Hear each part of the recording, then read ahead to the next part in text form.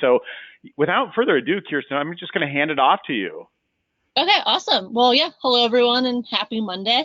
Um, so just to quickly introduce myself, my name's Kiersten. Obviously, I work over here at ActBlue. I actually manage our team who works with all the various nonprofits that use our tools. Um, so very excited to do this and chat with everyone. So I will get started. So just quickly, just like a little bit about ActBlue, in case you're not familiar with us, we're a fundraising platform for candidates, advocacy groups, and charities. We actually are a nonprofit ourselves, so all of our fundraising tools and everything is offered at no cost to the groups that use us. And our essential mission is to help other nonprofits raise the money that they need to achieve their mission, while also kind of giving value to small dollar donors, which I'll get into a little bit later in the presentation. We love to chat strategy and train groups on good digital fundraising techniques, obviously why we're here today. And we also run our own fundraising program because we're a nonprofit. So we have a lot of like tips and tricks that we like to share. And then obviously there's an unlimited amount of support and services. We're a nonprofit first, but a tech organization second. So we're always constantly finding ways to sort of, improve contribution flow, shed seconds from the giving process, just make it easier for folks to give. So that's a very high level, a little bit about us. And obviously, if you have any follow-up questions about us or want to learn more, my email will be at the end and I'm happy to answer any questions. But to get into the meat of what we're talking about today, obviously we're here to understand, why digital fundraising is so valuable, and especially why people should prioritize it, especially, moving into sort of like the avenue that we're moving in with more and more people doing things online. And then also kind of sort of prioritizing small dollar donors. Who are these people, and how can we sort of like bring them into the fold? We'll also chat about some best practices for building a strong digital program, how to turn big rallying moments for your cause into long-term fundraising success, and how to make it last. We're seeing a lot of various issue areas being, thrown into the spotlight. So how do you take these big moments and kind of turn that into long-term success for your organization? And obviously, while we're in sort of like end of year giving season, I thought I'd end with some tips and tricks that we have as well.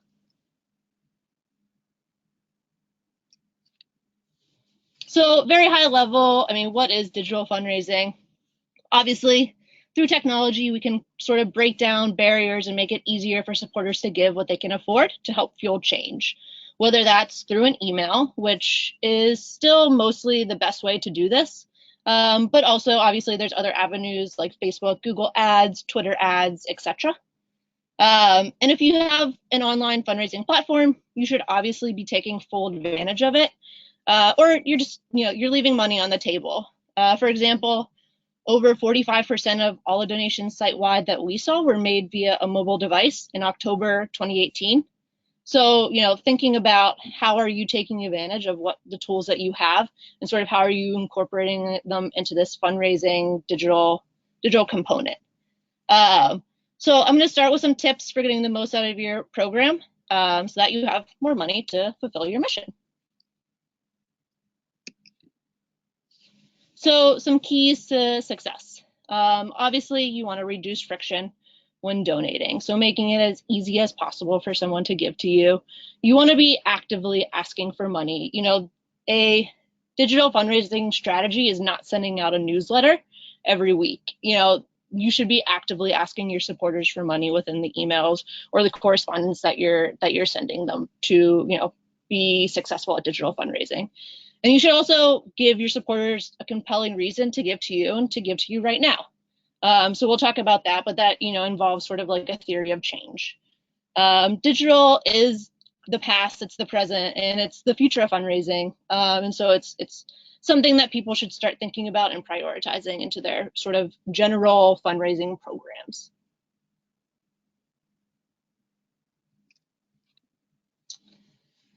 And so something that I like to talk about is why we should ask for small dollar donors. No matter the size of your organization, building a small dollar donor base is a super smart giving strategy that's going to help you build a base of core supporters who are invested in your work. These donors provide increased revenue. They can be more vocal supporters and ambassadors for your organization once they've invested, and they can donate multiple times. These are the active people that are out there. These are like your volunteers on the ground. These are the people that are going to all the various marches across the country. These are people that folks can be cultivating to really build that support. Well, then you can rely less on grants, a handful of wealthy folks. It's prioritizing these people and valuing them is, I think, going to be very important, especially in the charitable space in the future. And as I mentioned in the beginning, we're a nonprofit of around 100 employees. We actually added like nearly half of those people in the last year, and we run completely off email fundraising and online donations from small dollar donors. We prioritize recurring donations for our personal digital fundraising, but we do rely off of these sorts of asks. So it's something to think about as you're thinking about sort of like your digital focus and the people that you want to attract.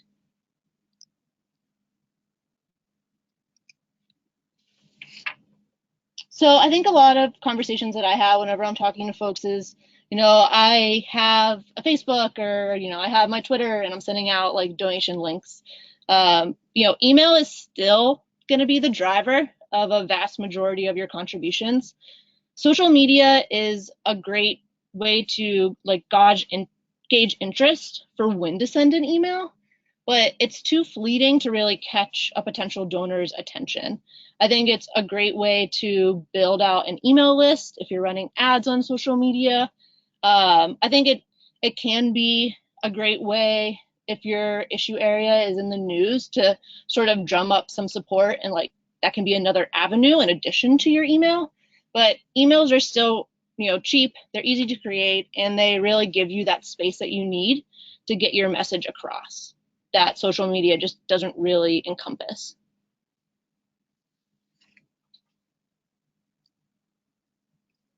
So that being said, obviously you want to build out an email list, especially if email fundraising isn't something that you're doing right now. Where do you start, and how do you build that list?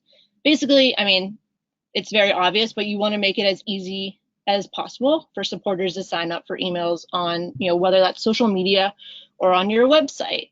It'd be great to have sort of like a pop-up page when people land on your website to, ask them to sign up for your email list. Or if you don't want to do the pop-up, just make an email list sign up somewhere very visible on your website, so people aren't like, searching for how to like sign up for your email list. Obviously, like if you're running a big fundraising campaign or getting a lot of like donation traffic, you can easily make your sites pop up a donation ask instead of email collection. But if your main focus is to get the emails, the pop-up is always a great way to do that. And then obviously, like you can collect emails through fundraising itself. Our tools actually collect email first, but that's also how you make it easier for folks to give. You could also run petitions or other calls to action.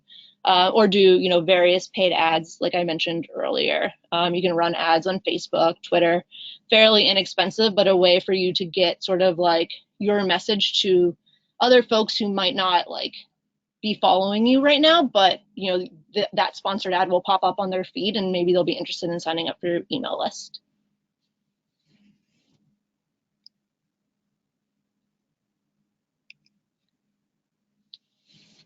And then obviously transitioning into the email itself, or just the donation ask in itself, you obviously want to tell folks and supporters how you're going to be creating change. Like you're asking them to obviously give up their hard-earned money and invest in the cause that you both believe in. So like any good pitch, you're going to need to tell them how you're going to get that done. So it's super important that you sort of let them know how that contribution will help you achieve sort of that mission. So, the example here, if you donate $10 to my organization this week, then we'll be able to get our message out to 100 more supporters in your area. So just showing sort of like that theory of change is very important and compelling when getting folks to give, like how I mentioned earlier, that, if there is a compelling reason for someone to give, they're going to give to you, especially if your issue area is something that they truly value. So I have some examples here that do a fairly good job at this. Obviously, these are all different examples here, and you can see that there is, a theory of change. And sending fundraising emails, obviously, you can only create urgency when there is urgency. Like Giving Tuesday obviously only creates an urgency once a year, and it takes intentional strategy to obviously build to that big day. But there's other ways that you can create sort of a sense of urgency and motivate people to give. Fundraising challenges or matches are always ways to engage more supporters and build off your grassroots donor base year round. In terms of like sending fundraising emails, I would definitely aim to send at least one fundraising email a week. But beyond that, really your frequency is going to depend on what works for your list. So, pay attention to people unsubscribing and things like that will help you sort of get a sense of like, oh, maybe I'm sending too much or maybe I'm not sending enough. And obviously you want to keep in mind that the more emails you send, the more staff time and resources you'll be spending on these emails. So just pay attention to how your list responds and adjust your frequency accordingly. Also, great subject lines. Obviously, you're going to get more people to read your email. So if you have the resources to test anything, so like obviously like digital fundraising, there's a lot of people that run different tests. And if there's anything that you're going to test, subject lines are something that's very easy to test. So, try testing 3 subject lines per email. Send out an email one week with 3 different subject lines, see what happens. You don't have to get fancy. One-word subject lines actually frequently perform best. And I know for our personal email fundraising program, that's typically what we do is one-word subject lines because we found that has worked. And obviously, as I continue to mention, the best time to send is during a big moment for your cause, or if one of your core issues are in the news, people are going to be more motivated to give to you.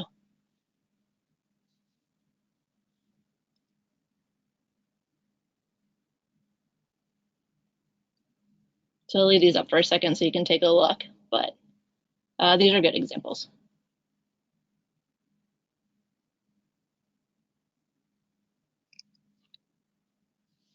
And then, I keep talking about this, but the most important thing is to obviously respond to your moment. Within obviously the past couple years, the news cycle has gotten super busy and it is really changing sort of fundraising. It's hard to make your organization or cause really stand out where there's so much happening and things being amplified on social media.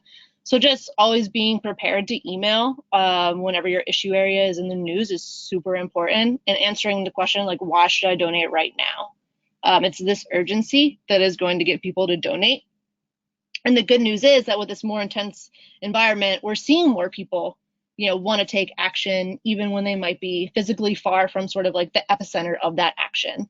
And that's where online giving comes in and why digital fundraising is so important, especially with today's sort of like news cycle. Site-wide, over on ActBlue, we're actually seeing that more than half of all donors in 2017 were first-time givers. So there's a lot more people sort of like looking to give to causes and groups that they care about.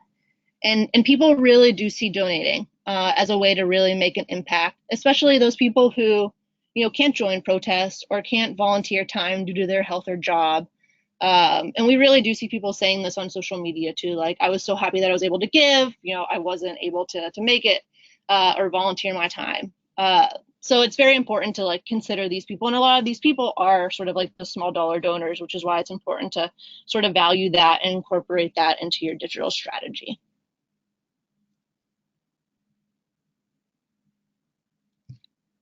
So this is just a sort of a graph example of some big jumps that we've seen site-wide over the course of 2018.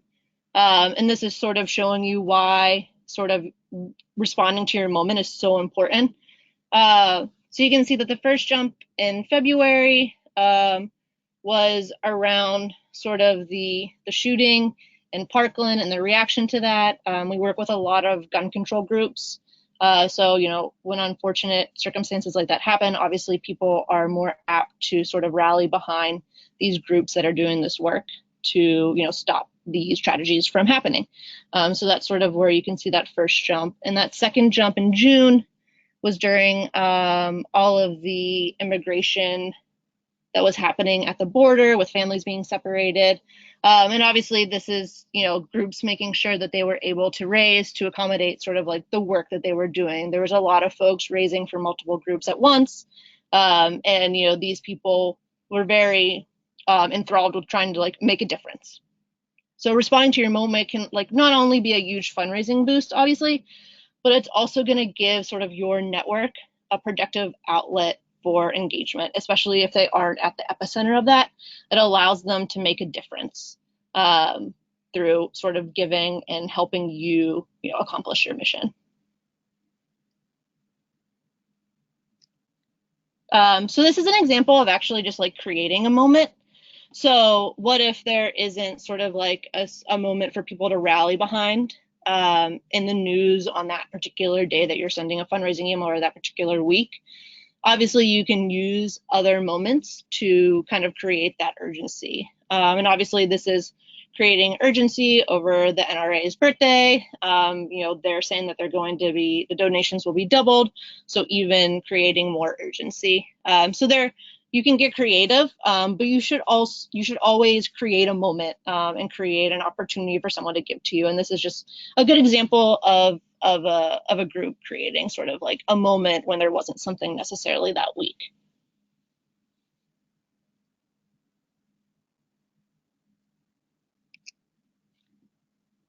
So something that I definitely want to talk about is recurring. I think that recurring donations are very important, and I think that people should really be prioritizing them in their digital fundraising. It's consistent cash flow. It's going to help you plan and budget, and especially for nonprofits, it allows you to sort of really engage people and make them feel like they have been able to like make change.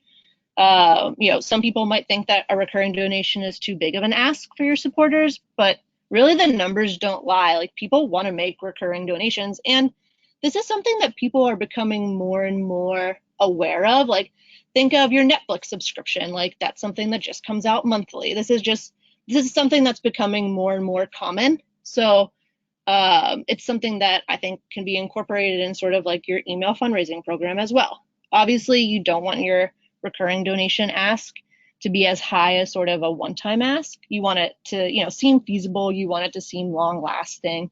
And as I mentioned, our own fundraising program asks for monthly donations as the default, just because we found that a recurring donation brings in more money over time rather than a one-time ask. And obviously, this depends on sort of your recurring retention rate. So if you do start to prioritize a recurring program, this is something that I would, keep a look at to see how long people are continuing and keeping their recurring contribution. For example, ours, people sustain and continue to recur on average for around 6 months before they end their recurring donation. And I would say that's fairly standard. They're not only going to get you money in the long run, but they're also going to allow you to do more work and work smarter. Like I mentioned, they're going to allow you to budget for the future, but they're also going to give you more ways to engage with your supporters. So you can still email these recurring donors if your issue area is in the news, but you should thank them for being a recurring donor and then let them know why you're asking for this one-time donation. You can also go to these folks whenever you need volunteers or whenever you want people to do peer-to-peer fundraising. Recurring donors are allowing you to build a community, and these people are going to be very invested in sort of like your issue, your mission. And recognizing that someone is a recurring donator is not like a scary thing. I think it's something that if you are going to run a good recurring program and people are going to continue to sustain for a long time, that you want to thank them for being a recurring donor. Like you want to remind them that they are a recurring donor and that you really appreciate what they're doing. And you should also obviously make it easy for a supporter to become a recurring donor. Your form should have multiple ways to convert a one-time donor to be a recurring donor, especially if they're coming off an ask that's not directly a monthly ask. Maybe there's another like a one-time and recurring spot that folks can pick. Maybe after someone donates, they see a pop-up asking if they want to, continue their one-time donation into a recurring donation, and you can customize that. It's important to give folks the ability to decide to become a recurring donor. And so basically, you just want to make sure your tools are setting you up for success when you're thinking about building a recurring program that's going to be sustainable. But I mean, I could talk about recurring all day. I think it's super important and something that folks should really consider whenever they're thinking about their digital programs as a whole.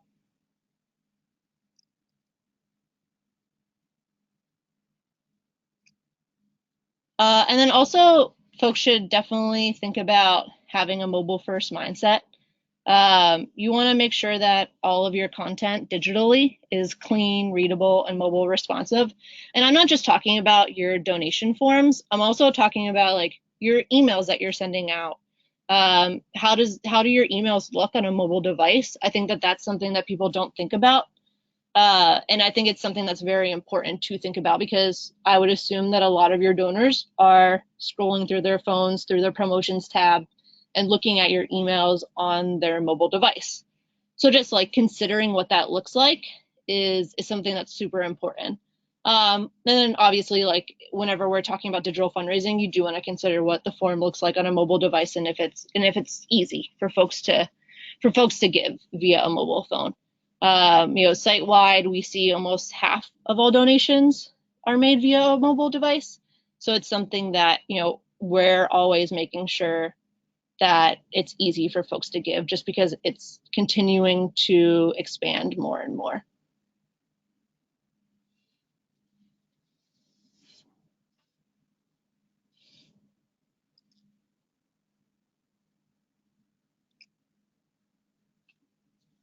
And then I also wanted to, like I mentioned in the beginning, talk about some end of year tips and tricks, especially because we are in sort of like the end of year giving season, obviously. Obviously, Giving Tuesday has passed, but December is still here, even though I feel like it's going to disappear very quickly. But, with end of year, you want to approach sort of your fundraising from several different channels. So I know I talked a lot about email fundraising, but I do think it is important, especially around end of year, to run ads on Facebook and Twitter to like give your content sort of like the boost it needs to reach more folks. But, still keeping in mind that the vast majority of online contributions are still coming in via email. Obviously, Giving Tuesday is a great opportunity to get more folks in the door and on your email list through paid ads or on social media. That way you'll have a bigger list to reach out for the rest of giving season in the new year. But I could still see folks running sort of like end of year ads, paid ads, to build out their email list as well.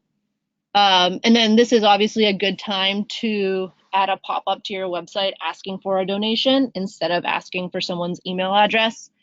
You want to use this space to provide a quick and compelling reason why you're fundraising during giving season. That way, folks heading to your site can give on the pop-up quickly and easily without even having to like kind of search around your homepage for a donate button. Because around end of year, honestly, people are only coming to your website to probably donate to you. So making it as easy as possible for them is something that's super important. You also want to move your supporters up the ladder of engagement and have them help you raise. So these are folks who are already engaged and supporting. You can make an ask of their own personal network on behalf of your work.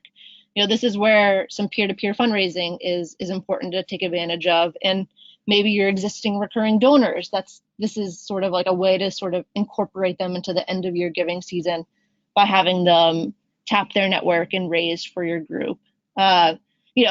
Folks who care about your work can provide a new and personal perspective to fundraising asks and make a really big difference in helping you hit your goals.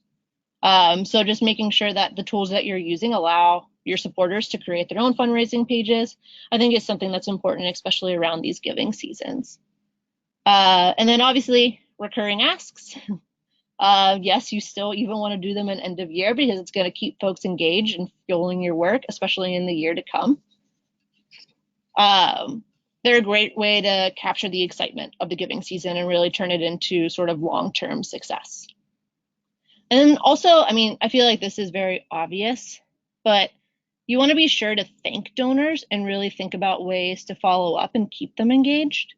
With AB Charities, you can actually customize the thank you text on the automated receipts of your donors get after they've contributed. And I think that personal touch can really help keep the connection going with your supporters and encourage them to come back and give again.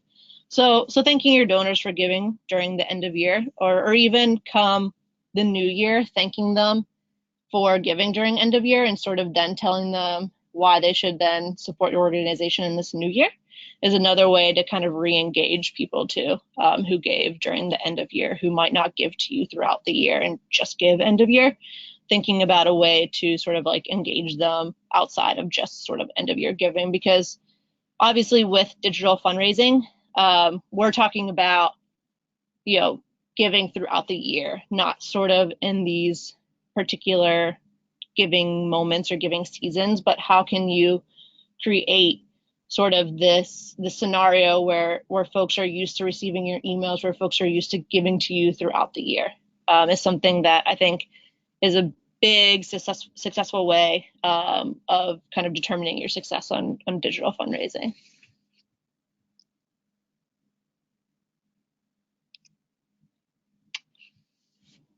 And then just obviously quickly some takeaways here.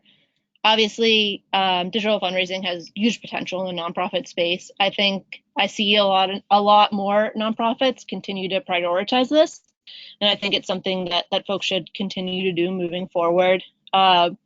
Obviously, it is additional staff time that's needed to do these emails, to really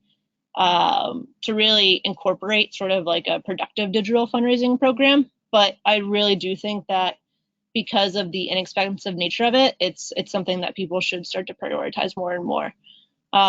Email is still obviously the most important tool in online giving, and making the donation process as frictionless as possible is very important to do, especially on mobile.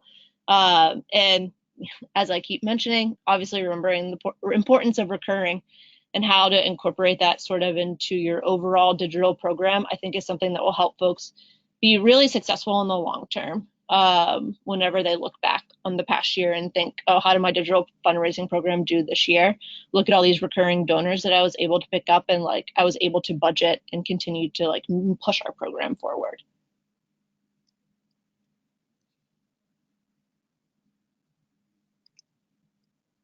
So yeah, that was obviously a lot of information. If there's questions. Hi. Well, there are a couple of good questions. Someone is curious about your thoughts on the Facebook donate button. Are there pros and cons to that? I mean, I think that having a donate button obviously on your Facebook is something it's available to you. So I would obviously take advantage of it, but I wouldn't make that the only way that you fundraise online. I would still incorporate all of these other avenues like email, and making sure sort of like your website is loaded itself to sort of handle online donations too. But obviously, I think that the Facebook donate button is just another way to raise online. I just don't think it's the only way. All right, and yeah, I would agree. It's not the only way for sure. Also, Kathleen is saying, I've read that it isn't good to buy an email list, which, correct, you are correct. But how do you start building one? Yeah, no, I think that is absolutely correct. It's definitely not good to buy an email list. And I would think about it from the donor's perspective too. Like you got this email list and you're receiving a random email from some nonprofit that you might have never heard of, and you don't know how you got on their email list. It's just sort of bad. It's a bad perspective for the donor itself. So really focusing in on building your list sort of organically through like paid ads, whether that's on Facebook or Twitter. So like that is another good way to use like Facebook, is to run sort of those sponsored ads, and you can do them fairly inexpensively, like start at a low dollar amount, to kind of like get your message out to a larger network. And also it's just important to like, every time, this sounds so stupid, but every time like you go to an event or host an event or have something, like make sure you're collecting people's email addresses at every opportunity that you have. Which is why I mentioned like having the pop up on your website is so important too for people that are like kind of coming by your website, and building your email list from there. But just collecting as many emails as possible wherever possible is super important. All right. Well, here's another one. Bruce says, how should crowdfunding fit in the email strategy? Yeah, I think that's a great question. With crowdfunding slash peer-to-peer, I think I use peer-to-peer. It's the same thing as crowdfunding. Sorry if that was confusing. But I do think that it's important to, like I'd mentioned, like with your recurring donors, you can sort of incorporate those folks to really do some crowdfunding for you. You can also just send, like, if you don't have sort of the urgency to donate that week, and you don't want to send out a fundraising email, like you could send out an email asking your supporters to run a crowdfunding campaign, right? And maybe the person who raises the most from their network gets some sort of like special swag or something like that, like creating like a competition out of it, is something that I found to be like super helpful too. But like really looking for those folks that are engaged with you, whether that's recurring donors or folks that are donating to your group throughout the year, those are the great people to sort of like ask and tap for crowdfunding. Now the questions are just rolling in. So what do you think converts better, a pop-up asking for an email or a pop-up asking for donations? It depends on the time of year. I think during end of year, you should absolutely have a pop-up asking for a donation, because that's the reason that people are coming to your website. I think if your issue area is in the news, it should absolutely be a pop-up asking for a donation because that's what you want in that time.